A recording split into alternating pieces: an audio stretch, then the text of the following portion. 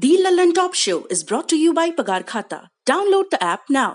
मालिक, क्या इस बार भी लेट होगा पगार? पप्पू का, राजू का, छोटू का, सबके पगार का हिसाब करेगा तेरा मालिक मिनटों में।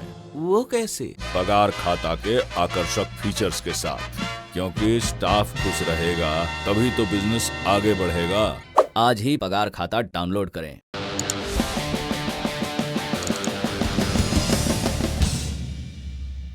बात करते हैं उन दो बड़े नामों की जो पिछले 4 बरस में आपसी झगड़ों की वजह से अखबारों की सुर्खियां बनते थे। दोनों अलग अलग संवैधानिक पदों पर थे, लेकिन दोनों में ये दिखाने की होड़ रही कि कौन बड़ा है, और अब दोनों की नौकरी एक साथ जाती दिख रही है। एक की चली गई है और दूसरे की कई लोगों को लगता है बस जाने वाली है।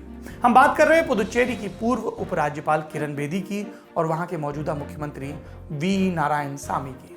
उनके पद के आगे कभी भी पूर्व लग सकता है। मनमोहन सिंह की सरकार में जब वी नारायणसामी मंत्री थे तो किरण बेदी उस अन्ना आंदोलन में थी जिसने सरकार को घुटने पर ला दिया था।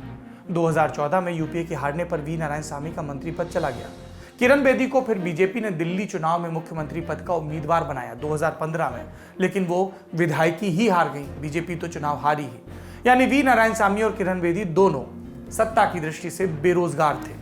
दिल्ली की मुख्यमंत्री नहीं बन पाने वाली किरण बेदी को फिर मोदी सरकार ने दिल्ली जैसे ही एक और केंद्र शासित प्रदेश पुदुचेरी का उपराज्यपाल बनाकर भेज दिया। इसको पॉलिटिकल रिहेबिलिटेशन कहते हैं।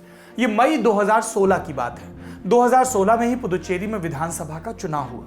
कांग्रेस ने डीएमके के साथ मिलकर यहां सरकार बनाई और नारायणसामी की भी सत्ता में वापसी हो गई। वो मुख्यमंत्री बन गए।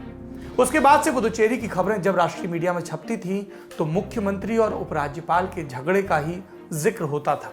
बतौर उपराज्यपाल किरण बेदी ने सीएम के काम में कभी बिना हेलमेट बाइक चलाने को लेकर तो कभी सिंगापुर दौरे को लेकर अपना दखल दिया।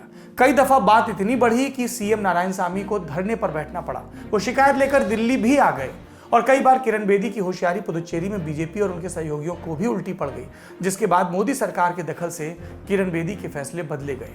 इन झगड़ों को करीब 5 साल हुआ है और अब नए चुनाव से पहले पुदुचेरी में कई बड़े घटनाक्रम चल रहे हैं, जिसका एक सिरा किरण बेदी को हटाने से जुड़ा है और दूसरा सीएम नारायणसामी की कुर्सी से। तो पुदुचेरी में मोदी सरकार और बीजेपी का क्या गेम प्लान चल रहा है और किरण बेदी की कुर्सी क्यों गई? कांग्रेस के सीएम की कुर्सी पर अब क्या खतरा है? इस पूरी बात को हम 2 हिस्सों में समझते हैं। पहले बात नारायणसामी की और कांग्रेस सरकार की। इस पर क्या क्या हो रहा है उसकी बात इस वीडियो से होकर गुजरती है। इस वीडियो में कांग्रेस के नेता राहुल गांधी अपनी पार्टी के मुख्यमंत्री वी नारायणसामी और बाकी कांग्रेस नेताओं से मुलाकात कर रहे हैं। आज राहुल गांधी ने पुदुचेरी का दौरा किया और क्योंकि ये राहुल गांधी का दौरा है तो सरकार बचाने के किसी मैनेजमेंट से ज्यादा चुनाव प्रचार समझा जा सकता है और शायद कांग्रेस शासित पुदुचेरी में चुनाव से पहले ये राहुल गांधी का आखिरी दौरा हो। कांग्रेस विधायकों के टूट कर संख्या कम होने से ऐसा ही लग रहा है। नारायणसामी सरकार पर आए संकट को विधानसभा के गणित से समझिए। पुदुचेरी विधानसभा की कुल सीटें हैं 33, जिसमें 30 के लिए चुनाव होता है और 3 नॉमिनेट किए जाते हैं। इनमें से 5 घटा दीजिए। वो इसलिए क्योंकि एक विधायक को पहले अयोग्य घोषित कर दिया गया और 4 के इस्तीफे मंजूर हो गए, यानी अब बचे 28। बहुमत का आंकड़ा 15। कांग्रेस के पास अपने विधायक हैं 10, सहयोगी डीएमके के 3 विधायक और 1 निर्दलीय, यानी नारायणसामी के पास हैं 14 विधायक। अब विपक्ष का हिसाब 3 नामांकित विधायक बीजेपी के, एआईएडीएमके के 4 हो गए 7। अब बीजेपी का गणित समझते हैं। 3 नामांकित विधायक बीजेपी के पक्ष में, एआईएडीएमके के जीते थे 4, ये हो गए 7 और कुल मिलाकर 14। यानी अभी वाले हिसाब से नारायणसामी के पास बहुमत से कम विधायक हैं। इसीलिए विपक्ष ने बहुमत परीक्षण की मांग की है और मुख्यमंत्री नारायणसामी भी कह रहे हैं कि उनकी सरकार को खतरा नहीं है। No, the MLAs who have gone, 3% resignation has been accepted, and we will prove our majority. We will do it according to the constitution. अब ये बात समझने की है कि चुनाव से ठीक पहले कांग्रेस के विधायक इस्तीफे क्यों दे रहे हैं, जा कहां रहे हैं। 2 विधायकों ने 25 जनवरी को इस्तीफा दिया और फिर वो बीजेपी में शामिल हो गए। नारायणसामी की सरकार में मंत्री रहे मलादी कृष्णा राव ने सोमवार को इस्तीफा दिया। उनके बारे में बीजेपी ने प्रेस रिलीज जारी कर ऐलान किया कि वो जल्द पार्टी में शामिल होंगे, यानी इस टूट का फायदा बीजेपी को मिल रहा है। पुदुचेरी में कांग्रेस को तोड़ने का आरोप न लगे, इसके लिए बीजेपी नेता डिफेंस में भी लग गए हैं। पुदुचेरी बीजेपी के को इंचार्ज राजीव चंद्रशेखर ने कहा कि समझदार कांग्रेस नेताओं को पता है कि उस पार्टी में अब कोई भविष्य नहीं है। तो सत्ता पक्ष और प्रतिपक्ष की तरफ से खेमेबाजियां और नंबर गेम दुरुस्त करने की कवायद जारी थी। इन सब के बीच मंगलवार रात को राष्ट्रपति भवन से एक प्रेस रिलीज जारी हुई, जिसमें जानकारी थी कि राष्ट्रपति ने किरण बेदी को पुदुचेरी के उपराज्यपाल पद से हटा दिया है। उनकी जगह तेलंगाना की राज्यपाल डॉक्टर तमिलसाई सुंदरराजन को पुदुचेरी का अतिरिक्त प्रभार दिया गया है। ये जो राज्यपाल महोदया हैं, ये तमिलनाडु की बीजेपी की चीफ रह चुकी हैं। तमिलनाडु और पुदुचेरी अपने पॉलिटिकल टेम्परामेंट में बड़े करीब के माने जाते हैं, यानी इन्हें यहाँ के सियासी हालात का भी अंदाजा होगा। अब इन्हें अतिरिक्त प्रभार मिला है। अब यहाँ पर बात ये हो रही है कि एक होता है इस्तीफा देना और दूसरा होता है हटाया जाना। किरण बेदी ने इस्तीफा नहीं दिया, उन्हें हटाया गया है। राजनीति के कुछ अलिखित कायदे होते हैं, जिसमें एक ये कि केंद्र की सरकार को यदि किसी राज्यपाल या उपराज्यपाल से दिक्कत है तो उसके कान में कहलवा दिया जाता है, संकेत दे दिया जाता है कि इस्तीफा दे दो। लेकिन किरण बेदी के मामले में ये नहीं हुआ, उन्हें राष्ट्रपति ने हटाया है। तो मोदी सरकार के इस फैसले को किस तरह से डिकोड किया जाए, कई अर्थ निकाले जा रहे हैं। सीएम नारायणसामी ने किरण बेदी को हटाने पर संतुष्टि जाहिर की। उन्होंने कहा कि बेदी एक समानांतर सरकार चला रही थी और चुनी हुई सरकार के काम में अड़ंगे डालती थी। On the one side, Narendra Modi government was targeting our government. On the other side, Dr. Kiran Bedi has been creating problem for our government every day, interfering in the day-to-day administration, running parallel administration, calling the officers, giving direct instructions, going to field visit without the knowledge of the ministers and chief minister,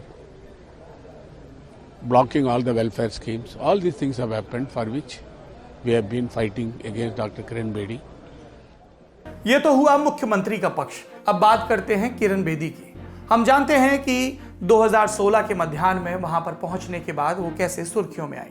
उनके कई फैसले ऐसे थे जिससे सत्ता पक्ष के लोग भी परेशान हुए, केंद्र की सत्ता के पक्ष के लोग। मसलन सितंबर 2019 में उन्होंने आदेश दिया कि पुदुचेरी में राशन यानी सरकार वाला चावल पीडीएस सिस्टम से बांटने के बजाय राशन कार्ड धारकों के खातों में सीधे पैसा भेजा जाए। इस आदेश पर पुदुचेरी में हंगामा मचा और इसके विरोध में यह तर्क था कि पुदुचेरी में बड़े स्तर पर पुरुषों में शराब पीने की लत रही है। अगर राशन कार्ड धारकों के अकाउंट में सीधे पैसा भेजा जाएगा तो हो सकता है वो अनाज न खरीदें और परिवार को भूखा रहना पड़े, इसलिए राशन देना बेहतर है। एक रिपोर्ट के मुताबिक उपराज्यपाल के इस आदेश के खिलाफ बीजेपी भी थी। फिर सभी पार्टियों ने विधानसभा में प्रस्ताव पारित किया, लेकिन किरण बेदी अपनी जिद पर अड़ गई। बाद में केंद्र को दखल देना पड़ा।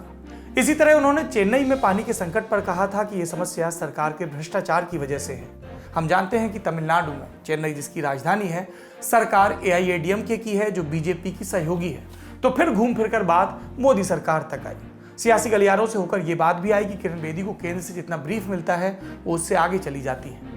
मंगलवार को उन्हें हटाने के आदेश से पहले भी उनके ट्विटर पर यह वीडियो मिलता है जिसमें वो फोन का स्पीकर ऑन कर एक अफसर से बात करती हैं और कोरोना टीकाकरण के मामले में पुदुचेरी के पिछड़ने पर अधिकारी को डांटती हैं। सूत्रों के मुताबिक कांग्रेस चुनाव में काम नहीं करने देने के इसी मुद्दे को लेकर उतरने वाली थी और सारी कमियां आती केंद्र पर, इसलिए किरण बेदी को हटाया गया।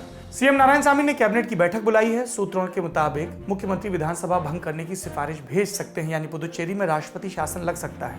दूसरी तरफ कुछ कांग्रेस से आए नेताओं की मदद से बीजेपी भी अब चुनाव प्रचार में जुटी है। खबर है कि अगले हफ्ते प्रधानमंत्री मोदी की भी पुदुचेरी में रैली होगी। दक्षिण भारत में पार्टी को बढ़ाने की जुगत में लगी बीजेपी पुदुचेरी में भी कोई कसर नहीं छोड़ेगी।